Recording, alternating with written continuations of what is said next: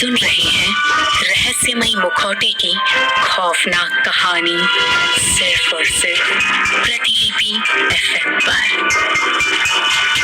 जंगल में तांत्रिक ने अपने सभी शिष्यों को मुखौटे की खोज में जबलपुर जाने की बात कही और दूसरी ओर नताशा को भी जंगल में एक थैला मिला जिसमें चमकदार सोने का मुखौटा रखा हुआ था। नताशा मुखौटे वाला थैला लेकर जंगल से बाहर आ गई। बाहर आने पर किस्मत से पार्क से थोड़ी दूर पैदल चलने पर ही उसे एक ऑटो मिल गया जिसमें बैठकर वो घर तक आ गई। नताशा सुबह के करीब 3 बजे घर पहुंची तो उसने देखा कि माँ बरामदे में कुर्सी पर ही बैठे बैठे सो गई थी। शायद इंतजार करते हुए उनकी आंख लग गई होगी। नताशा ने माँ को अपनी शॉल उड़ा दी और दबे पांव अंदर कमरे में दाखिल हो गई ताकि माँ की नींद ना टूटे। वो माँ के कमरे में गई और धीरे से उसने अलमारी के पीछे एक कोने में उस मुखौटे वाले थैले को छिपा दिया, लेकिन तभी उसका पैर किसी चीज से टकरा गया और उस आवाज से सावित्री की नींद खुल गई। जब उन्होंने अपने ऊपर नताशा की शॉल देखी तो चौंकते हुए कुर्सी से उठ गई और नताशा नताशा करते हुए भीतर की तरफ चल पड़ी। नताशा उन्हें उनके कमरे के दरवाजे पर ही मिल गई। अरे तू कब आई और फोन क्यों बंद है? कितनी बार कॉल किया मैंने और कुछ पता चला दिया का?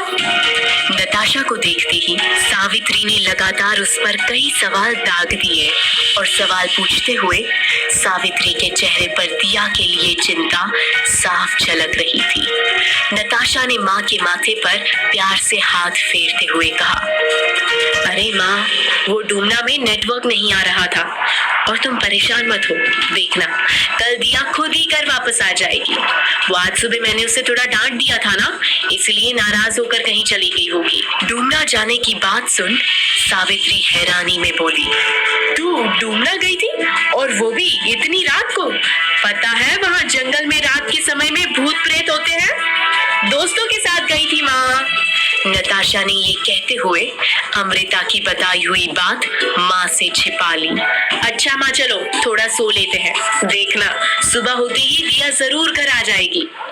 नताशा ने माँ को दिलासा देते हुए कहा और उन्हें बिस्तर पर ले जाकर लिटा दिया, लेकिन दिया की चिंता सबको खाए जा रही थी। सावित्री की आंखों से आंसू टपकने लगे और वो भर्राए गले से बोली, जाने कहाँ चली गई मेरी बेटी? नताशा उनका हौसला बढ़ाते हुए बोली, अरे माँ, रोते नहीं, ऐसे कौन रोता है? अभी तो दिया एक ही रात के लिए घर से बाहर है। जब उसकी विदाई करके हमेशा के लिए ससुराल भेजोगी तो क्या होगा? अभी आप सो जाओ। नताशा ने माँ को उनके कमरे में सुला दिया और खुद दूसरे कमरे में आराम करने चली गई। नताशा बिस्तर पर थी, लेकिन वो अभी भी दिया के बारे में ही सोच रही थी, क्योंकि उसने माँ को दिलासा तो दे दिया था, पर उसे खुद नहीं समझ आ रहा था कि आखिर दिया गई कहाँ। कुछ देर तक ख्यालों में खोए रहने के बाद उसने अपने दोस्तों के व्हाट्सएप ग्रुप में अमृता की कॉल आने से लेकर डूमना से वापस आने तक का सारा वृत्तांत लिख दिया। यहाँ उसने सिर्फ सोने के मुखौटे और थैले वाली बात को छिपा लिया।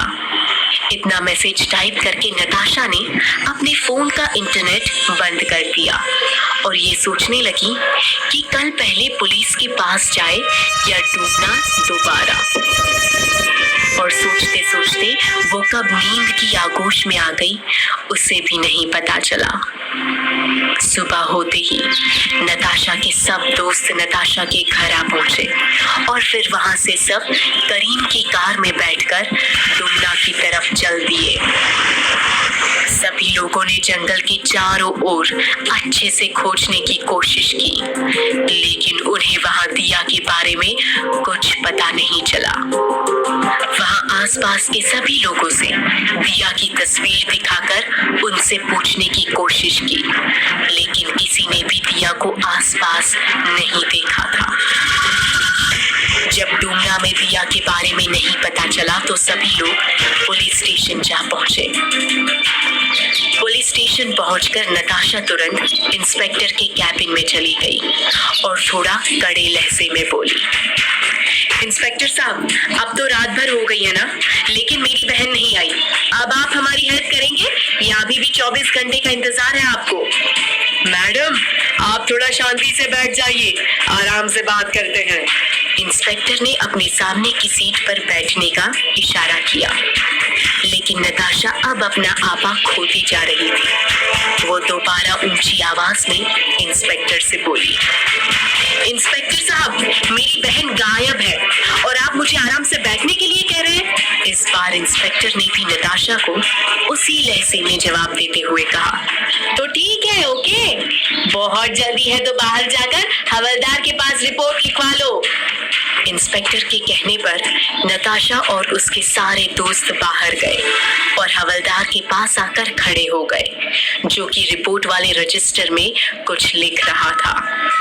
हवलदार, जो कि इनकी बात सुन रहा था, अपने मुंह में पान दबाए हुए जबलपुरिया लहजे में बोला, अरे मैडम, कहो तो एक बात कहें, ये जो तुम तो ऊंची आवाज में बात कही दी हो ना, इंस्पेक्टर साहब ने तो सुन ली, हम होते तो ना सुन पाते। चलो बताओ, क्या बात कहनी है?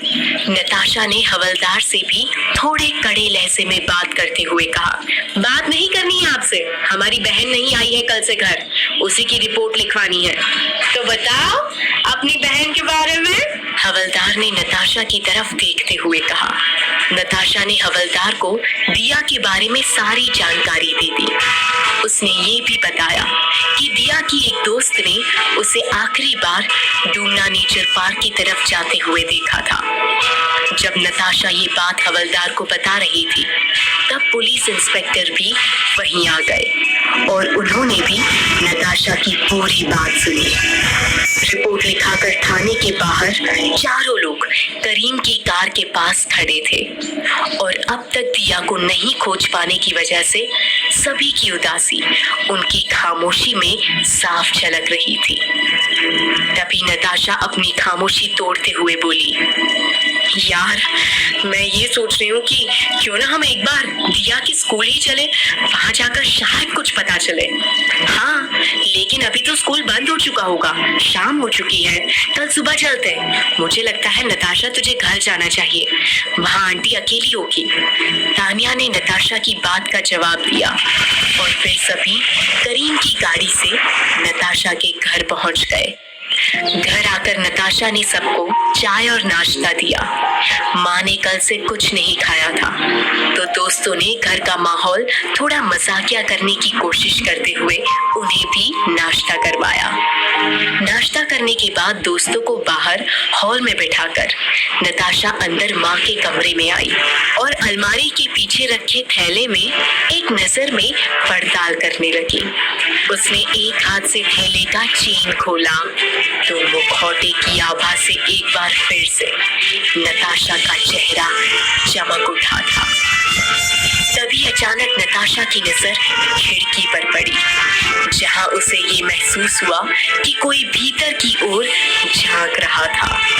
नताशा ने झट से थैले की चेन बंद की और जल्दी में दबे पांव बाहर की तरफ गई।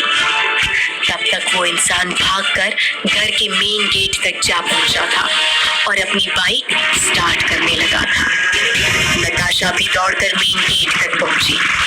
कुछ पलों के लिए दोनों की नजरें भी मिली और जब नजर मिली तो नताशा वहां एक पल के लिए भी नहीं रुक पाई और भागते हुए अंदर आकर उसने घर का दरवाजा बंद कर लिया।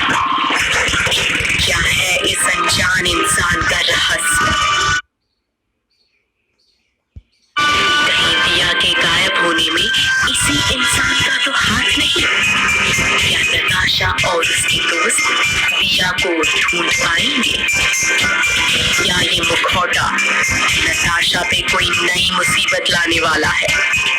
जानने के लिए सुनिए अगला एपिसोड सिर्फ और सिर्फ